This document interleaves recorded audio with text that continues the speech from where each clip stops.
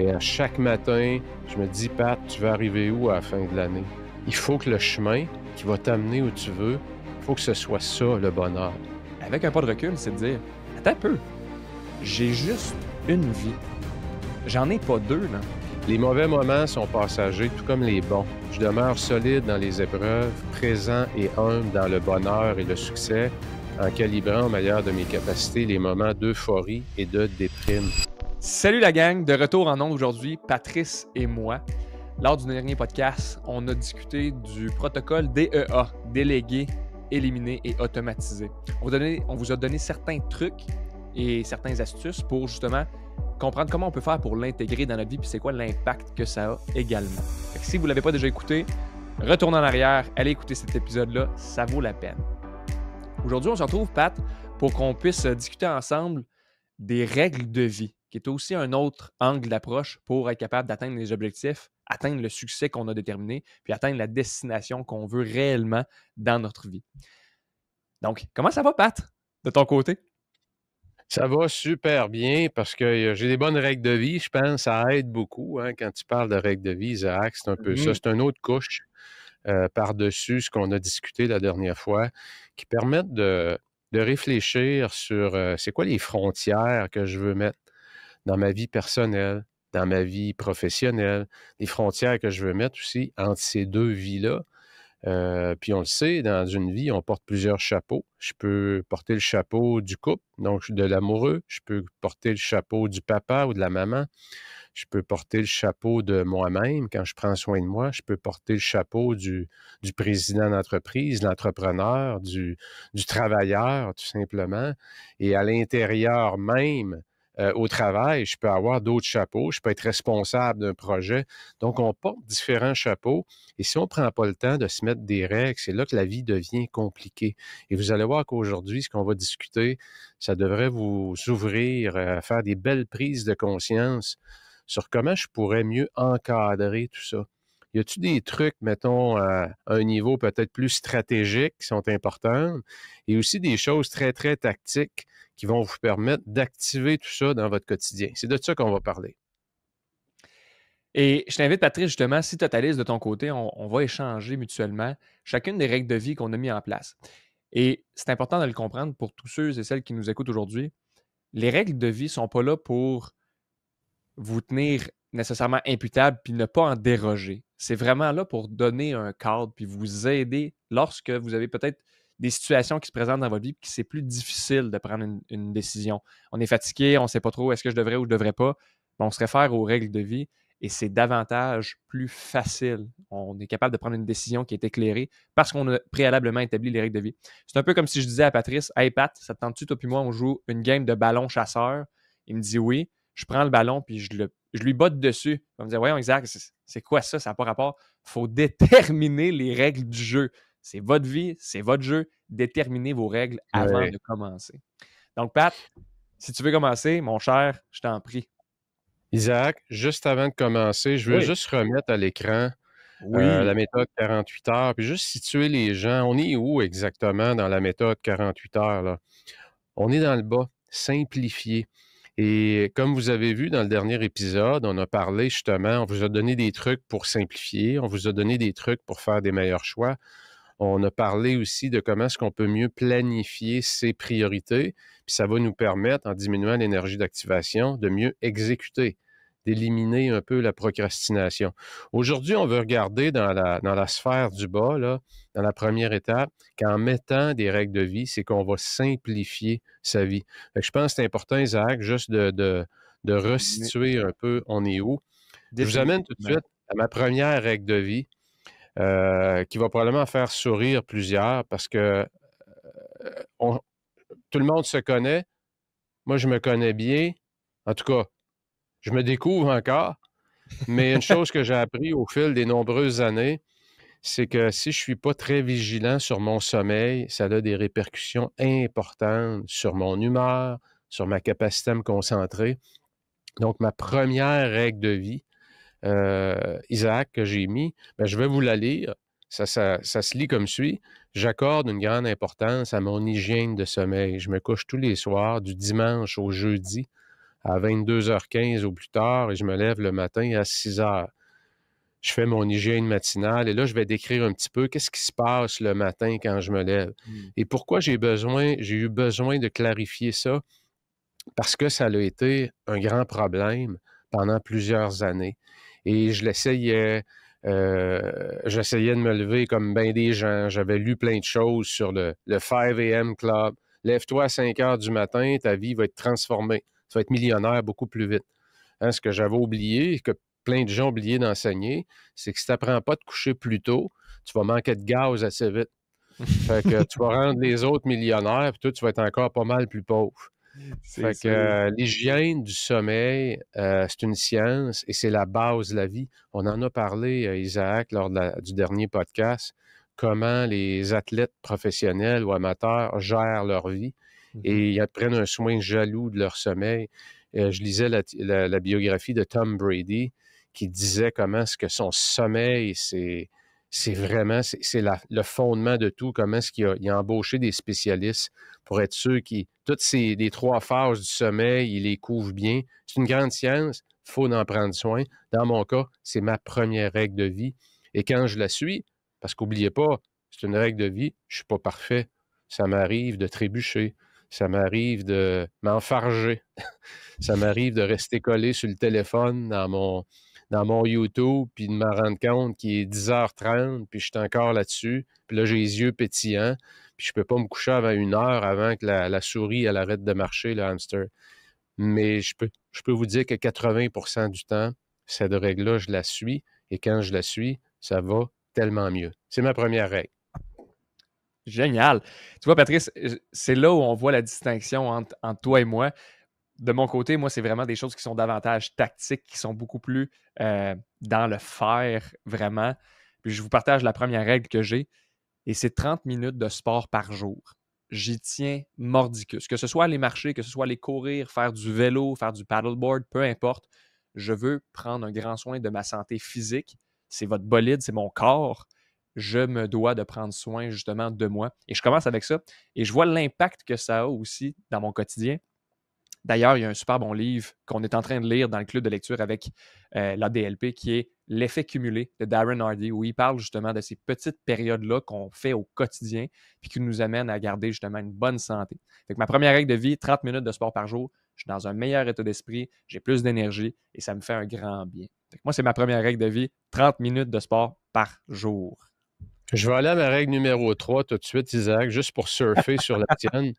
Parce que ma règle de vie numéro 3, je vous la lis, je prends soin de mon tonus musculaire avec 4 visites minimum par semaine au gym et 300 minutes de zone 2 que j'appelle en intensité, là, que je mesure avec ma montre Garmin. Fait que j'ai mon 300 minutes d'objectif, puis parfois le mercredi, c'est fait. Parfois, c'est le jeudi. Je ne me stresse pas avec ça. Je vais me stresser si je suis à 150 minutes, puis on est rendu samedi. Ça veut dire que là, j'ai probablement perdu un peu le focus et ça m'oblige à revenir. Donc, le fait d'avoir un objectif très, très, très précis, comme toi, c'est à tous les jours. Ouais. Moi, c'est plus, 4 fois au gym par semaine. Puis je dois te dire, Isaac, c'est une règle de vie.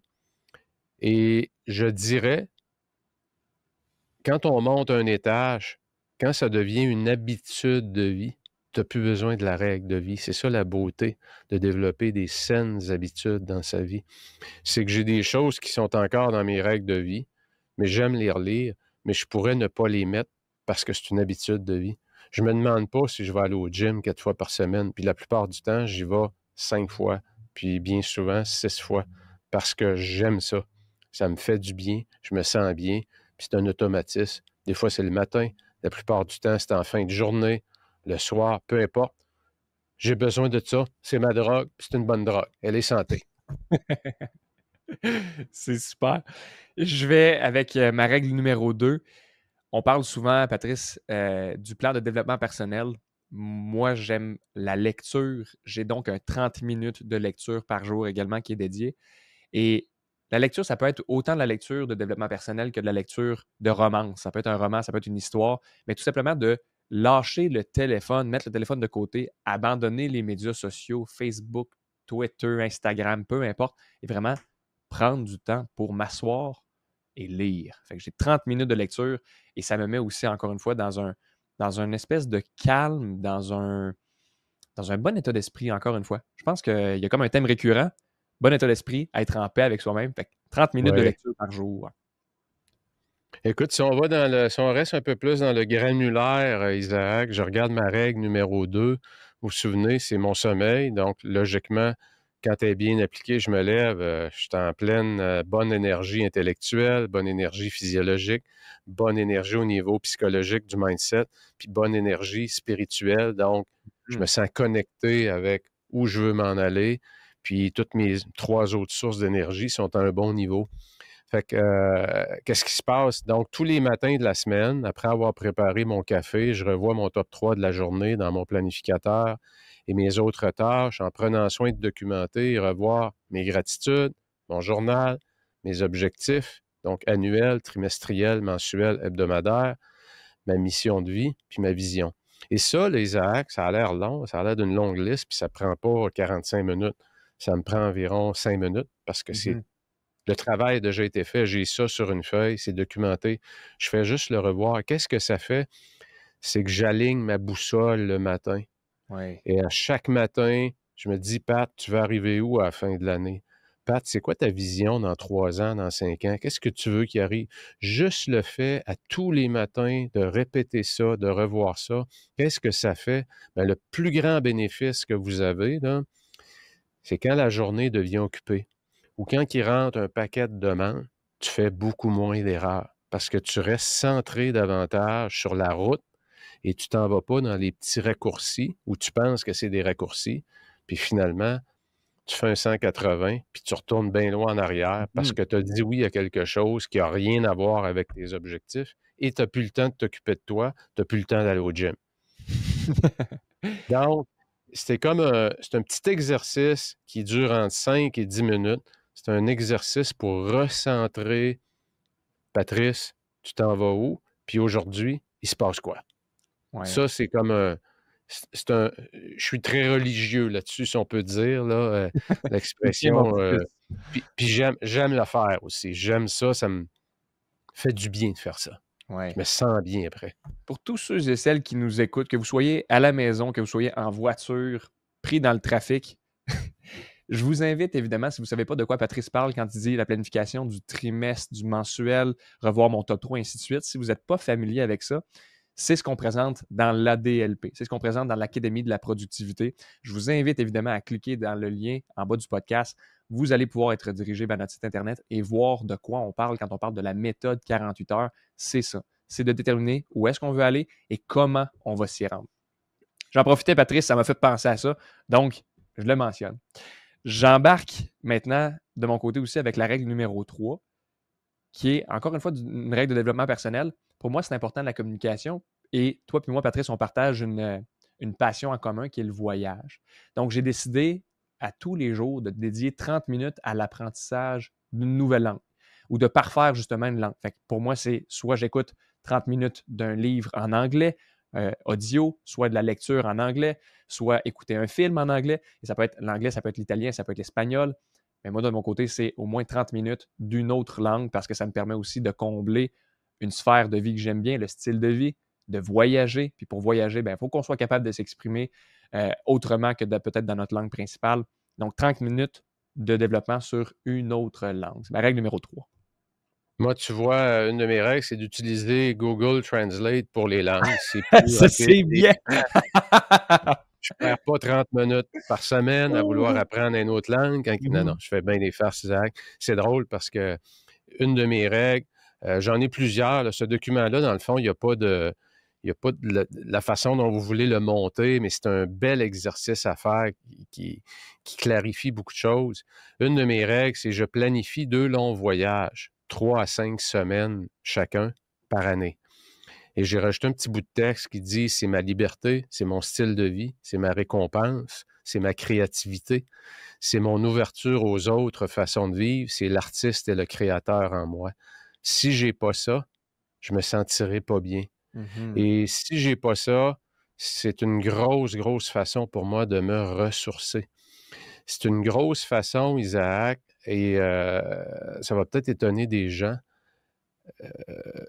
je pense que les gens savent, je suis rendu à une étape de ma vie où je pourrais arrêter de travailler. Il y en a plusieurs d'ailleurs qui sont à la retraite. Mais pourquoi je le fais pas? C'est parce que ça fait longtemps que j'ai arrêté de travailler. Mhm. Je travaille plus. Je m'amuse. Donc, ma vie, c'est un style de vie. Et pour moi, ça fait partie de mon style de vie. Et quand je le fais, ben, je l'ai gagné un peu. Je l'ai travaillé, je l'ai mérité. C'est ça qui fait que, encore aujourd'hui, je suis en amour avec ce que je fais. Puis je me donne des bons petits bonbons, des récompenses en cours d'année. Et quand je fais ça, ça me permet de connecter avec une passion qui est la photographie, noir et blanc, photographie de rue, rentrer en contact avec les gens. Fait que chaque chose dans les règles de vie a un rôle qui peut amplifier qui vous êtes et ce que vous voulez qui arrive dans vos vies. Puis Isaac, on est associés, ça fait pas très longtemps. Et une des premières choses qu'on a dit, bon, on va où l'année prochaine? En effet. Hein, hein, on va-tu en Sicile? On va-tu. Mais c'est ça, c'est. Écoutez, la gang, j'aurais jamais pensé un jour, il y a 20 ans, quand j'étais dans le plein cœur de ma carrière, qu'un jour, j'aurais pu servir une clientèle en ayant un style de vie aussi fabuleux. Puis ça n'arrive pas comme ça, là. Il faut travailler pour qu'il arrive. Mais c'est exceptionnel, hein. On le disait, les technologies nous ont apporté beaucoup de distractions, mais ils nous ont apporté aussi beaucoup, beaucoup de possibilités. Fait que qu'est-ce que je veux utiliser le plus? Je veux-tu me laisser distraire ou je veux utiliser ça pour amplifier ce que je veux qui arrive dans ma vie? Tout à Donc, le fait. voyage, moi aussi, Isaac, pour résumer, ça fait partie de mes règles de vie. Tu vois, Patrice, ça m'interpelle, puis tu l'as bien mentionné, ça fait pas longtemps qu'on est associés, mais ça, je l'avais vu de ton côté, ta passion pour le voyage. Puis, c'est quand je prends un pas de recul, puis que je me dis, aujourd'hui, on est le 23 août 2025, quand on enregistre ce podcast-là. Il y a 2 ans de ça, j'étais attaché au travail, j'avais pas le style de vie que je voulais. J'étais malheureux, en fait. J'étais pas heureux dans mon quotidien. Puis parce que tu m'as pris sous ton aile, parce que tu m'as accompagné là-dedans, parce que j'ai joint ton mastermind, ça a fait une énorme différence. Puis aujourd'hui, je suis rendu associé. On s'en va à Nice en fin d'année avec notre groupe restreint Mastermind, justement pour aller faire une immersion, parler de la productivité, parler justement du leadership, 2 sujets qui nous passionnent. Et pour moi, ça, c'est un. Je suis en gratitude envers ça. Fait que j'en profite, Pat, pour te dire un gros merci. Même si on est en onde, c'est pas très grave. J'arrive justement parce que tu parles que tu as arrêté de travailler à un certain point parce que tu aimes ce que tu fais. Et ma 4e règle de vie, c'est drôle, c'est un peu aligné avec ça. Et c'est dédier du temps infini à ma passion. Fait qu'à partir du moment où on parle de productivité et de leadership, j'en mange. J'aime ça. Je calcule donc pas mon temps. Et c'est une des seules places, puis tu le sais, Pat, mon agenda est rempli. Je suis tout le temps booké au quart de tour. Je me laisse des moments, puis je suis vraiment très méticuleux sur le temps que j'accorde et je l'accorde à quoi. Mais s'il y a une chose sur laquelle je ne calcule pas mon temps, puis ça fait partie de mes règles de vie, c'est en lien avec mes passions. Ça, là, regarde, amène-en, on en mange, puis il n'y a pas de problème. Fait que 4e règle de vie, dédier du temps infini à ma passion. Moi, j'y vais pas en ordre, mais je surfe sur les tiennes parce que souvent, ça se ressemble, hein. J'ai une règle de vie qui dit le plaisir sur la route que j'emprunte est beaucoup plus important que le plaisir anticipé de la destination ou de l'objectif. Donc, Wow. puis ma dernière phrase, c'est je dois être en amour avec le processus, avec mon quotidien. Et avoir des objectifs, c'est super important. Mais quand, pour atteindre ton objectif, tu deviens malheureux, tu n'es pas sur la bonne route. Hmm. Il faut que le chemin qui va t'amener où tu veux, il faut que ce soit ça, le bonheur. Et non pas l'atteindre un jour, je vais avoir ce que je veux. Puis pendant que j'aie ce que je veux, je vais souffrir. Ça, là, si votre façon de voir les objectifs, c'est comme ça ne durera pas. Vous allez frapper un mur rapidement. Et des fois, on se dit à quel moment que je dois sortir, que je dois lâcher mon objectif. J'ai l'impression d'être un lâcheux. Non, il faut qu'il y ait suffisamment de plaisir dans le processus qui va te permettre d'arriver à ton objectif.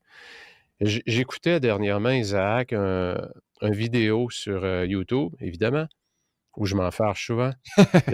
de Stéphane Richer, pour ceux qui l'ont connu, joueur de hockey du Canadien de Montréal, qui a gagné la Coupe Stanley, qui a eu une carrière exceptionnelle et dans lequel aussi il raconte qu'il voulait se suicider.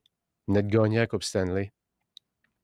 Puis parce qu'il dit, écoute, c'est vraiment touchant, ça m'a parlé beaucoup, son témoignage, dans lequel il raconte qu'il dit, moi, je n'ai pas eu d'adolescence.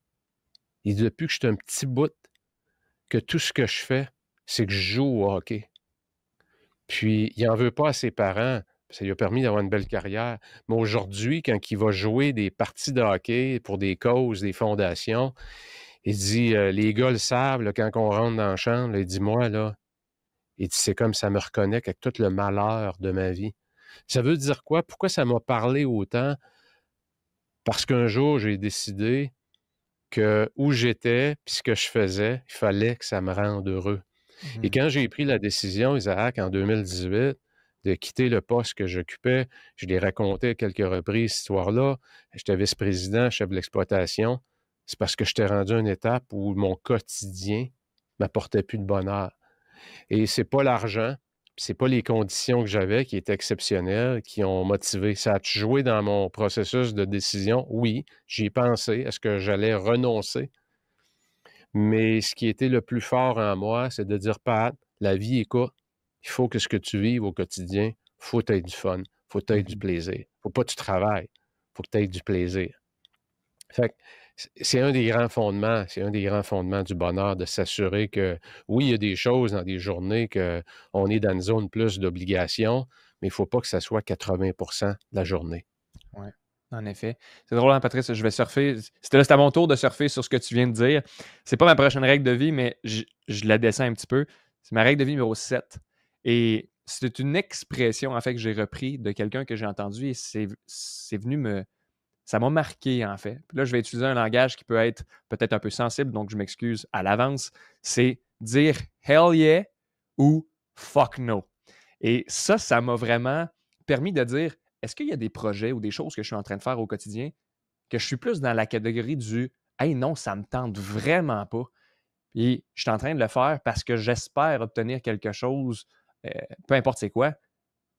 Avec un pas de recul, c'est de dire attends un peu, j'ai juste une vie.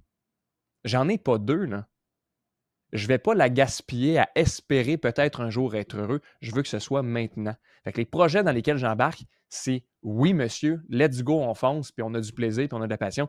Quand je travaille avec toi, Pat, on le sait, là, on est au bureau, puis des fois, même nous, on l'échappe parce qu'on a du plaisir, on a du fun, puis on rit.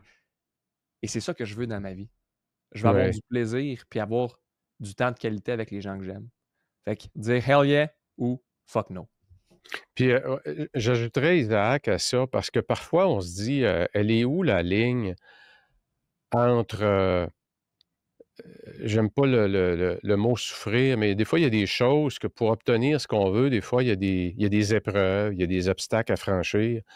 Et elle est où la ligne entre dire, ben là, j'ai pas assez de plaisir, je renonce à mon objectif, ou encore, j'attache ma tuque avec de la broche, puis je pousse un peu, parce que ce que je veux obtenir. Et la ligne est mince entre les deux, Isaac. Et des fois, il faut en parler à des gens quand on n'est pas trop sûr, parce que des fois, on renonce trop vite. Et c'est pour ça qu'on n'obtient jamais ce qu'on veut.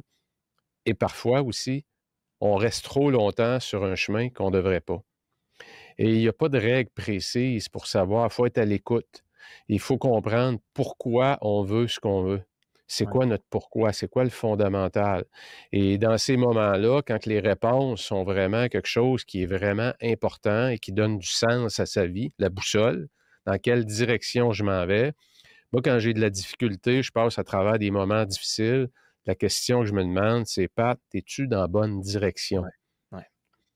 Et quand la réponse, c'est oui, ça va m'amener où je veux, ben c'est là que je vais dire OK, parfait. Maintenant, là, fais-toi un sprint de travail, book-toi un 90 minutes, travaille, arrête de procrastiner. Même si cette période-là va me demander un peu plus d'effort, je ne suis pas nécessairement pendant cette heure et demie-là dans le plaisir, mais à la fin de la session, tu vas sentir si un sentiment de satisfaction. Et j'en parle parce que la ligne est vraiment mince entre les deux. Tu le dis très, très bien, la ligne est très, très mince. Puis je me permets, juste avant que tu nommes ta prochaine règle de vie, Patrice, je me permets de partager une expérience que j'ai vécue dernièrement. On le sait, on accompagne des dirigeants d'entreprise, puis on les aide justement à obtenir du succès au niveau professionnel, puis également du succès au niveau personnel. Hein? Fait que vraiment les deux, d'avoir les deux dans leur vie, dans leur quotidien. Et je discutais avec un des chefs d'entreprise qui me disait, Isaac, pour être rendu là où je suis actuellement, là, j'ai fait full de sacrifices, ça a été vraiment difficile, j'ai mangé mes bas. Puis je l'écoutais parler, puis je me posais la question à savoir, mais quel plaisir il a obtenu dans ça. Puis tu le disais, la ligne elle est mince entre, regarde, Ouais. j'ai un moment qui est de souffrance pour obtenir une gratification qui est plus tard. Et je parlais avec un autre chef d'entreprise. Les deux voulaient atteindre le même objectif, ne sont pas à la même place, évidemment, dans leur vie. Il y en a un qui est encore en train de faire croître son entreprise et l'autre est rendu à la retraite. Il a eu une belle fortune, une belle carrière et tout ça. Mais il m'a dit, là, je parle de la personne qui est à la retraite, Isaac, si tu savais aujourd'hui à quel point des fois je regrette d'avoir souffert autant pour accumuler des richesses puis de l'argent au détriment des moments de qualité que j'aurais pu passer avec les gens que j'aime puis avoir du plaisir avec eux. Et ça, c'est venu me chercher. Je me suis dit, waouh, des fois, on est taxé sur je veux travailler fort, je veux travailler d'arrache-pied, je veux faire de l'argent, je veux faire du cash, je veux avoir un gros style de vie, une grosse maison. On a déjà parlé d'une plus grosse maison, d'une plus grosse voiture. Qu'est-ce qui est vraiment important pour toi? Fait que ça me ramène là, quand je t'entends parler de ça, la ligne elle est mince. Essayez de déterminer, la gang, qu'est-ce qui est le plus important pour vous, puis faites des choix en conséquence de ça. Quand vous allez établir vos règles, ben, c'est quoi qui est le plus important? C'est-tu de sacrifier le moment présent pour une gratification plus tard, ou c'est justement de dire, regarde, j'ai le droit moi aussi d'avoir du plaisir et d'avoir du fun dans ma vie. Fait que voilà, Oui, sur la puis, petite parenthèse, Pat. puis j'ajouterais même à ça, Isaac, dans une carrière ou dans une vie, il y a comme des grandes phases, hein, ce que Mhm. j'appelle les grandes décennies, la vingtaine, la trentaine, la quarantaine, la cinquantaine. Et il y a des étapes pour s'établir, aussi il y a des moments où on s'établit, on établit sa valeur au marché. Et c'est ça qui va faire qu'à un moment donné aussi, on va avoir plus d'abondance financière dans sa vie. Fait qu'en même temps, oui, je suis entièrement d'accord avec ça, que si tu dis que tu as des grandes ambitions, ça a été mon cas, Mhm. je voulais atteindre les hauts sommets de la chaîne alimentaire dans mon industrie, je voulais être en haut. Ben c'est sûr que si tu veux être en haut, tu ne travailleras pas 30 puis 35 heures par semaine. Non, non, en effet. Donc, en même temps, ça m'a obligé à quoi? Ben, il y a des moments où je n'ai pas été là pour les enfants. Je me suis réconcilié avec ça aujourd'hui, mais il y a un moment où, dans ma vie, que ça a créé des frictions dans le couple. J'ai vécu de la culpabilité. Les enfants trouvaient que papa n'était pas là. Aujourd'hui, est-ce que je ferais ça différemment? Peut-être, mais en même temps aussi, il faut mettre de la perspective que ça m'a permis d'avoir aussi, tu sais, financièrement, ben, puis aussi au niveau de la réputation, Mhm. au Mhm. niveau de tout le réseau de relations que j'ai bâti. Fait encore là, c'est de clarifier qu'est-ce que vous voulez Exact. et de construire autour de ça le système qui va vous permettre d'avoir une meilleure calibration. Quand je voyageais beaucoup, j'étais souvent parti de la maison. Ben moi puis Tracy, ben, on se parlait. Elle en faisait plus à la maison. Moi, j'en faisais plus au travail, puis j'apportais aussi un modèle, peut-être, j'allais dire, un peu plus traditionnel. Mais peu importe, il y en a encore comme ça, des couples. Il y en a un des deux qui gagne un peu plus. Puis finalement, il faut déménager parce qu'il y a une opportunité pour la carrière de un et de l'autre. Et ça l'oblige au conjoint-conjointe de laisser son poste actuel et de retrouver quelque chose ailleurs. Donc, il faut comprendre que dans la vie, il y a des moments aussi où on va faire des choix et parfois ça implique certains sacrifices, mais il faut les faire là parce que ça ne repasse pas, là. Si tu t'es pas établi dans la quarantaine, ben, tu vas te faire dépasser par tous ceux dans la trentaine, Mhm. puis tu vas devenir périmé. Ta date d'expiration va arriver plus vite. Ouais, Fait tout à que fait. faut mettre les bonnes décisions au bon moment. Absolument, tout à fait. Ta prochaine règle de vie, Patrice, c'est quoi? Je regarde dans tout ce que j'ai là, j'en ai beaucoup. Il y en a une, Isaac, je dirais encore là, c'est un principe de vie. Aucune situation n'est définitive. Les mauvais moments sont passagers, tout comme les bons. Je demeure solide dans les épreuves, présent et humble dans le bonheur et le succès, en calibrant au meilleur de mes capacités les moments d'euphorie et de déprime. Mhm. Puis c'est comme de pas faire ça, mais d'être plus comme ça. Ouais. Et Puis là, je l'ai vécu, Fabrice, je m'excuse parce qu'on se voit, toi et moi, mais il y a des personnes qui ont pas vu le mouvement de main que tu viens de faire pour l'imager parce qu'ils sont dans la voiture et nous écoutent. Fait que pour moi, je pense que c'est important que tu essaies de le décrire. ouais, Fait qu'au lieu d'être en grosse montagne russe, d'avoir ouais. des hauts sommets et des vraiment bas sommets, c'est de raccourcir la courbe entre les deux puis d'avoir des plus petites variations. Oui, c'est d'être capable d'apprécier. J'ai eu des très, très grandes victoires dans ma carrière d'équipe où on a raflé tous les prix, quand tu es au sommet de ton industrie, c'est un thrill incroyable, un peu gagner la Coupe Stanley dans ton industrie. Mais en même temps, il y a eu des moments, j'étais beaucoup plus jeune, où on a dérapé. Mhm. On l'a échappé, comme on dit, puis on l'a fêté pendant 2 jours, puis les maux de tête, puis je regrette tout ça, non. Mais je trouve que il faut savoir mieux calibrer ces grands moments d'intensité positive. Puis ça permet, ça, le fait qu'on ajoute un peu de sagesse dans la grande victoire, ça permet de mieux gérer nos grandes déprimes parce qu'on en vit toutes. On a des obstacles, on a des problèmes de santé, donc que ce soit les enfants, que ce soit au travail, un échec, peu importe, les finances.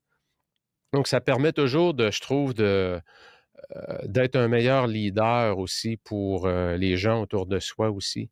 Quand tu es moins dans les très hauts et les très bas, souvent les gens voient que tu es plus solide, si on peut dire. Tu sais, les gens disent hey, va rester autour de lui. Fait que ça a créé de la loyauté aussi.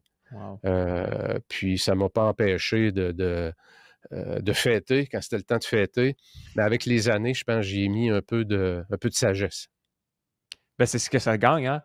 C'est ce qu'on gagne avec le temps quand ça avance, un peu de sagesse. Je C'est-à-dire, c'est ce qu'on espère que ça oui, oui, l'apporte, définitivement. mais c'est pas toujours le cas. Non, tu as bien raison. Je reprends ce que tu as dit en lien avec être un bon leader, être un meilleur leader et c'est une des règles de vie que j'ai, c'est ma règle de vie numéro 9 où on parle aussi d'extreme ownership, de prendre le plein contrôle de sa vie et il y a 2 règles qui suivent, je les nomme une à la suite de l'autre parce que c'est 2 règles qui vont ensemble selon moi. Fait que la première, c'est prendre le plein contrôle de sa vie. On est souvent à la merci des décisions des autres. On laisse les autres déterminer c'est quoi notre rôle dans la société, c'est qu'est-ce qu'on devrait faire, où est-ce qu'on veut s'en aller, c'est quoi le poste que j'ai, c'est quoi les tâches que j'ai à faire et tout ça. Au contraire, moi, je décide de prendre le plein contrôle de ma vie puis de déterminer c'est quoi que je veux faire et passer à l'action. Ce qui m'amène aussi à l'autre point, libérer tout le monde de satisfaire à mes besoins. Quand j'avais l'entreprise de construction, quand on s'est rencontrés, Patrice, j'avais des employés, hein, tu le sais, et je m'attendais à ce que les employés fassent l'ouvrage comme tout bon propriétaire d'entreprise. On engage quelqu'un justement pour ça. Et à un certain point, j'étais tout à fait insatisfait du résultat que j'obtenais de la part des membres de mon équipe. Puis j'avais tendance à justement, je vais dire ça comme ça, mais chialer sur mes employés, alors qu'en réalité, c'était pas les employés le problème, c'était moi. Ça venait littéralement de moi, de mon côté. J'étais pas outillé pour bien accompagner ma gang. J'avais pas justement fait du développement personnel, j'avais pas cette qualité-là, ces compétences-là. Et je m'attendais à ce que les autres satisfassent mes besoins. À un moment donné, j'ai pris conscience de ça. Il y a un autre coach qui m'avait accompagné également sur Isaac, tu dois libérer les autres de satisfaire tes besoins personnels puis satisfaire tes besoins dans ta vie. Va le chercher. Tu veux quelque chose, je dis quelque chose, que ce soit la liberté financière, que ce soit une nouvelle maison, que ce soit quelque chose de matériel ou quelque chose qui n'est pas matériel, mais une façon d'être. Tu l'as dit, on veut changer. Ben, mets les choses en place et va le chercher. Fait que les 2 règles, prendre le plein contrôle de ma vie, libérer tout le monde de satisfaire à mes besoins. Et ça fait Ouais, une j'ai le même principe, Isaac. J'en ai une règle, c'est que je suis responsable à 100 de tout ce qui m'arrive. J'ai la responsabilité totale et entière de mes succès, de mes échecs. Je donne souvent l'exemple. Les gens disent ouais, dans un couple, c'est 50-50. Je dis non. Dans un couple, c'est 100 100 Mhm. Chacun est responsable à 100 de ce qu'il va vivre dans le couple. Fait que c'est juste de ramener ça à qu'est-ce que je dois faire? Comment je peux mieux déléguer? Comment je dois éliminer? Qu'est-ce que je dois automatiser? Quel Mhm. système je mets en place? Puis arrêter de blâmer que hey, j'ai pas le temps. J'ai pas le temps. Moi, avec les enfants aujourd'hui, puis le travail, regarde, oublie ça, j'ai pas le temps. Non, non. Ça, c'est le discours que tu te racontes. Ouais. Ça, c'est tout le narratif que tu t'es construit pour expliquer pourquoi il y a des choses que tu peux pas avoir. Mais si tu décidais demain matin d'arrêter ce narratif-là, cette histoire-là que tu te racontes, puis d'en écrire une nouvelle, ben probablement que tu te redonnerais du contrôle. Mhm. Quand tu quand appliques la responsabilité totale à ta vie, là, le plus grand cadeau que tu reçois, c'est que tu te remets en contrôle de ce que tu peux faire. Ouais. Tu ne donnes pas ton contrôle à l'extérieur de toi, à la politique, à la météo, à ton boss. Hein, c'est que tu reprends ce contrôle-là. C'est la plus grosse décision. Et quand tu reprends le contrôle, tu te mets à penser solution, tu te mets à penser résultat et non pas les raisons. L'approche des deux R. Ouais. Hein? Je suis-tu en mode j'explique pourquoi ça ne marche pas, les raisons, ou je suis en mode résultat, je cherche des solutions. J'aime ça, Patrice, parce que justement, l'autre règle que j'ai, c'est deux, encore une fois, les deux autres règles viennent ensemble.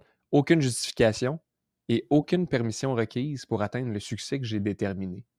On est constamment en train d'expliquer nos choix à des personnes qui n'ont aucun rapport dans la décision. Ils ont pas d'affaires là, mais par la curiosité. Hey, pourquoi tu as fait ça? Pourquoi ci? Pourquoi ça?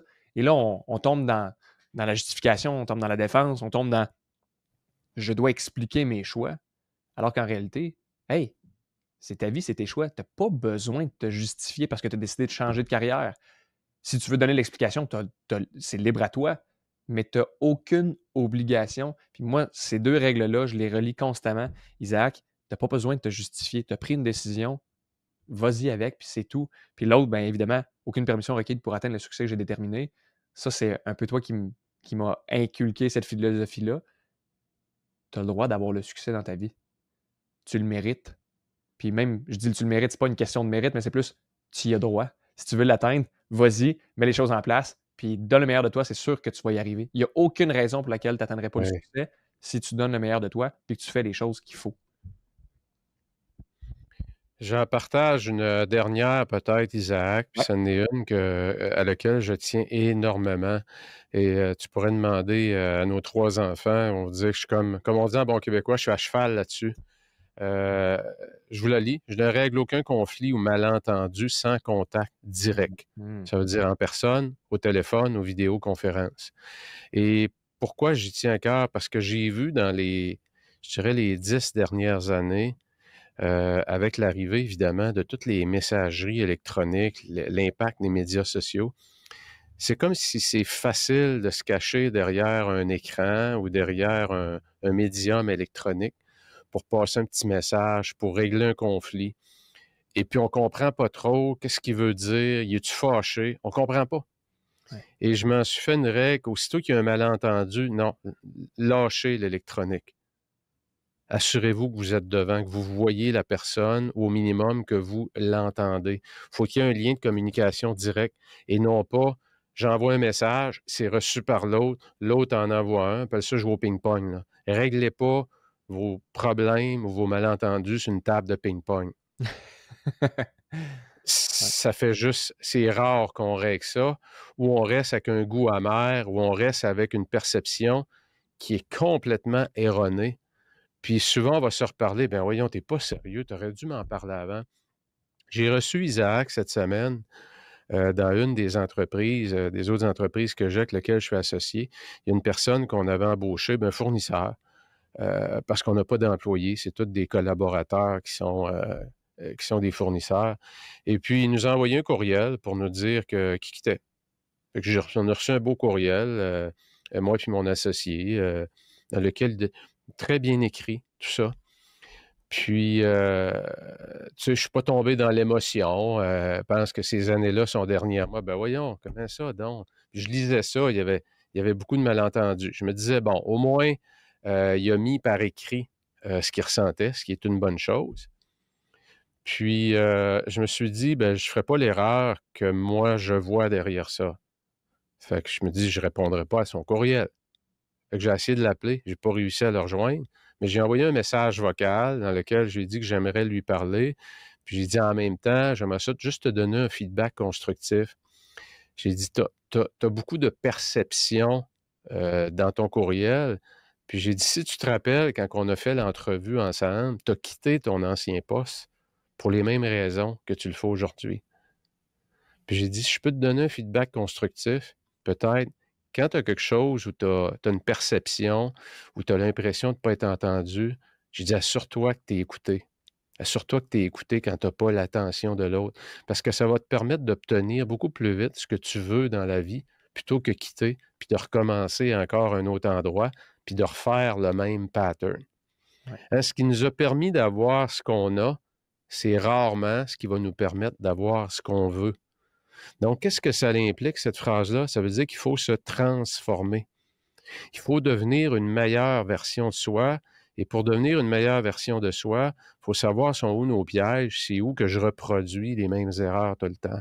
Et c'est là que le partage et le fait qu'on est face à face, de bien communiquer avec respect, ça prend tout son pouvoir. Sortez des communications électroniques pour les conflits puis les malentendus, mais utilisez-les pour tout ce qui permet d'être tactique puis d'accélérer, plutôt que prendre 15 minutes dans une conversation téléphonique.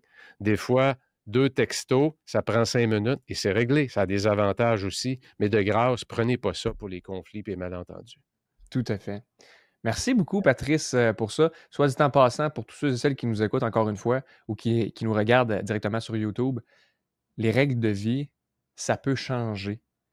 Vous allez évoluer, vous allez changer, vous allez grandir. Il va y avoir des situations qui vont se passer dans votre vie, changement de carrière, changement de peut-être partenaire de vie et tout ça. Vos règles ne sont pas coulées dans le béton. Un peu comme la règle que tu parlais, hein, toutes les décisions, bon, il n'y a pas de décision qui est fixe.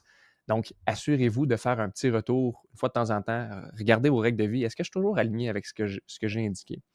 Encore une fois, merci beaucoup, Patrice. On vous laisse le lien dans la description pour télécharger nos 2 règles de vie, nos 2 listes de règles de vie. Et c'est un dernier commentaire, Pat. Je t'en prie, mon cher. J'allais juste ajouter, Isaac, parce que je regardais dans mon fichier, j'ai un fichier dans Evernote, qui est une application qui permet de consolider ses notes.